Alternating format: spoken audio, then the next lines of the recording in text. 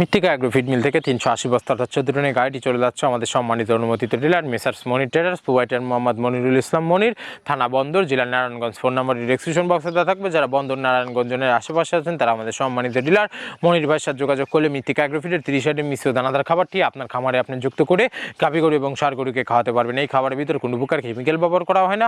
এটা total natural এবং organic feed, যে ফিড আপনার গবাদি পশুর পাশে প্রতিকার করবে না। আমরা অনেক সময় দেখে থাকি যে খামার ব্যবস্থাপনায় খামারে যে 10টা গাভী গরু থাকে তার ভিতরে 5টা কনসেপ্ট হচ্ছে, আর 5টা কনসেপ্টের সমস্যা হচ্ছে। এটা মূলত ভেজাল দানাদার খাবারের জন্য হয়ে থাকে।